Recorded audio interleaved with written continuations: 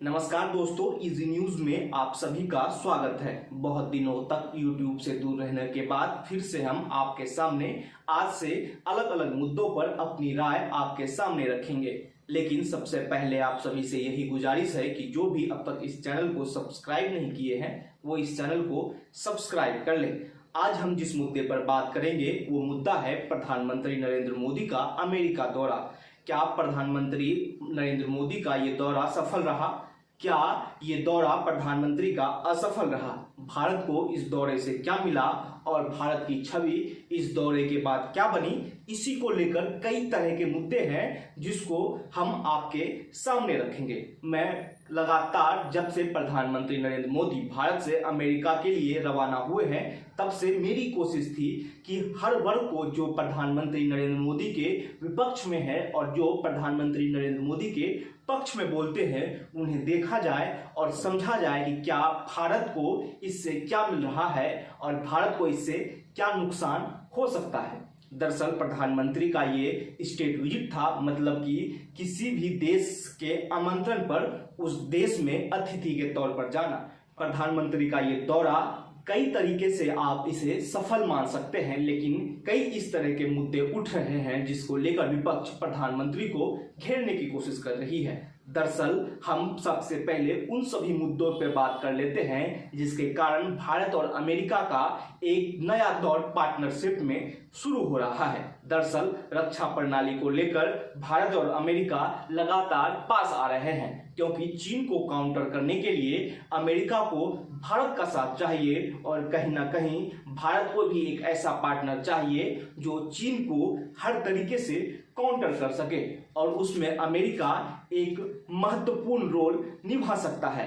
अब हम अमेरिका के पॉइंट ऑफ व्यू से समझे, लेकिन उससे पहले किन किन चीजों पर डील हुई है उन सभी चीजों को समझ सकते हैं। रक्षा प्रणाली को लेकर कई तरह की डील हुई है, वहीं साथ ही साथ स्पेस समेत अलग अलग AI, क्वांटम कंप्यूटिंग समेत अलग अलग क्षेत्रों में भी भारत की कंपनी अमेरिकन कंपनी के साथ मिलकर काम करेगी। सबसे बड़ी बात जो इस दौरे से निकल कर आई है वो है जनरल इलेक्ट्रिक्स का इंजन, जो कि भारत के फाइटर जेट के लिए काफी महत्वपूर्ण है। और सबसे महत्वपूर्ण ये कि अमेरिका इस बार अपना टेक्नोलॉजी ट्रांसफर कर रहा है, क्योंकि कहा जाता है कि अमेरिका अपना टेक्नोलॉजी ट्रांसफर किसी भी देश को, अपने जो उसके नेटो देश है उन्हें छोड़कर किसी को भी नहीं करता है। और ये सबसे बड़ा एक मौका है जहां से भारत और अमेरिका की पार्टनरशिप काफी आगे जा सकती है। लेकिन एक मुद्दा जो इस समय काफी ज्यादा चर्चा में है वो है भारत में माइनॉरिटी पर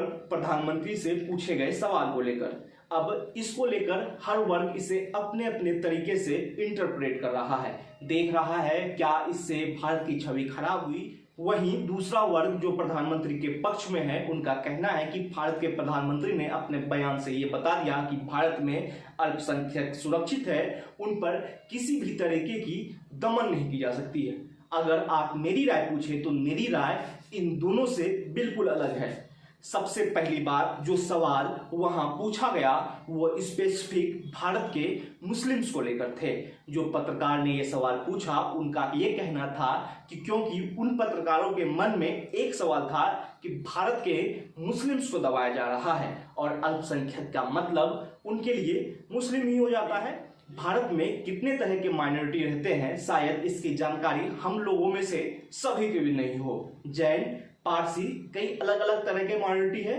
इन माइनॉरिटीज में से सबसे ज्यादा जिसकी जनसंख्या है वो मुस्लिम्स है और इसलिए इसको लेकर ज्यादा सवाल पूछा जाता है।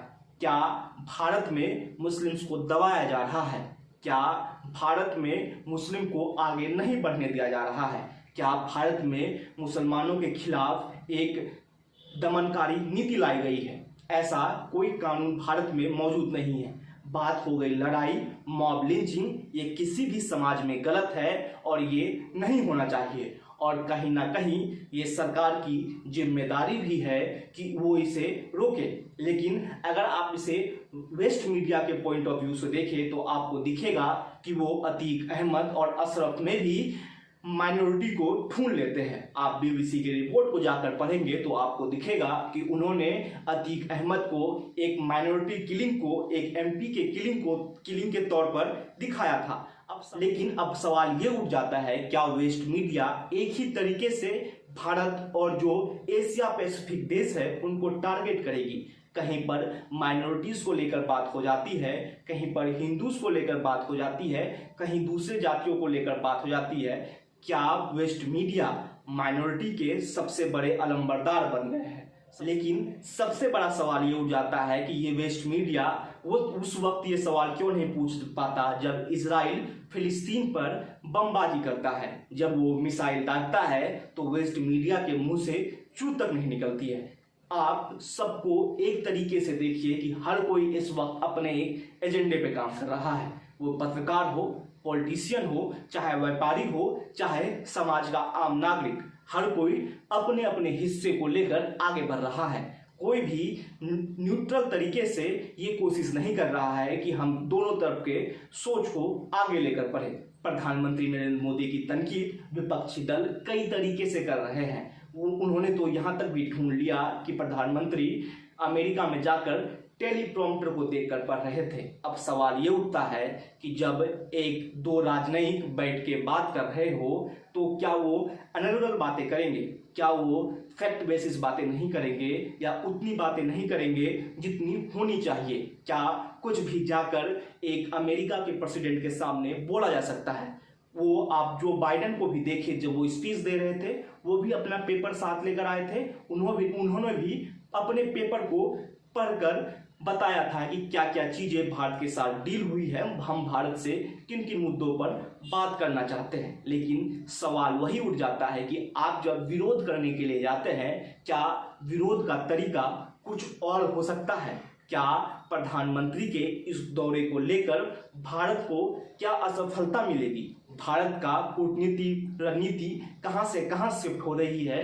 क्या इसको लेकर सरकार को घेरा जा सकता था? क्या सरकार को इस चीज को लेकर घेरा जा सकता था कि हम अमेरिका पर कैसे विश्वास कर सकते हैं कि जो अमेरिका कभी हमारे देश की प्रधानमंत्री को व्हाइट हाउस के बाहर इंतजार करवाता है, हम उस अमेरिका को कैसे विश्वास कर सकते हैं जो कभी कारगिल के युद्ध में हमें जीपीएस सिस्टम देने से इनकार किया जा सकता है? और हम रूस से क्यों दूर हो रहे हैं? हम रसिया से टेक्नोलॉजी को लेने से क्यों दूर हो रहे हैं? हम अमेरिका की तरफ क्यों शिफ्ट हो रहे हैं?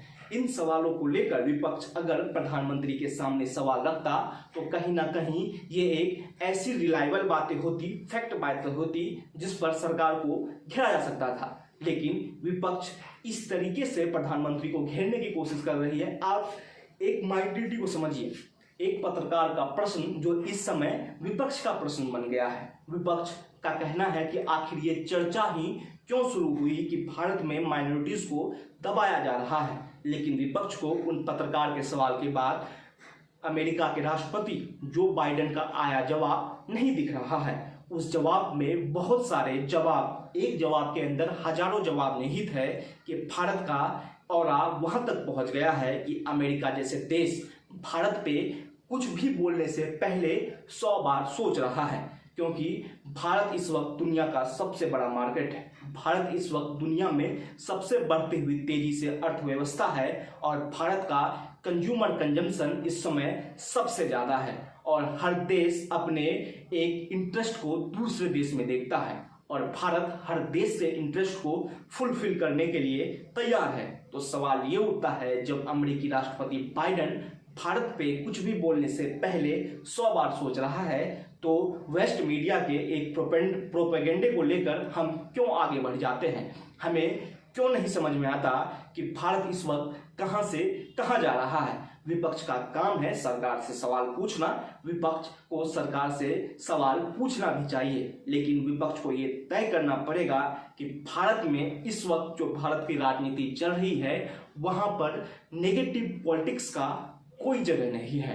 आप नेगेटिव पॉलिटिक्स करके अपनी पॉजिटिव छवि जनता के बीच नहीं बना सकते हैं। अब आप सोचिए कि भारत 2024 में लोकसभा चुनाव में फिर से जा रहा है। विपक्ष का दावा है कि हम इस बार सरकार में आएंगे, वहीं पर बीजेपी का कहना है कि हमारी सरकार इस वक्त आसानी से बन जाएगी। इस वक्त नरेंद्र मोदी अपनी छवि को विदेशों से देश के अंदर डाल रहे हैं, लेकिन आप उस वक्त सोचिए जब G20 के सभी बड़े हेड स्टेट भारत में होंगे और भारत में बड़ी बड़ी मीटिंगें हो रही होगी, उस समय भारत का छवि क्या होगा। विपक्ष को समझना होगा भारत की राजनीति अपने बदलाव के दौर से गुजर रही है और विपक्ष को जितना जल्दी हो इस बदलाव में ढल जाना चाहिए और जनता के बीच जाकर फैक्ट पे और रिलायबल बातें करनी चाहिए। आप कुछ भी आकर कह देंगे और कोई इसे मान लेगा, वो वक्त जा चुका है। ये वीडियो आपको कैसा लगा हमें जरूर बताइएगा। साथ ही साथ इस वीडियो को लाइक और शेयर करना ना भूलें और जाते जाते इस चैनल को सब्सक्राइब कर लें।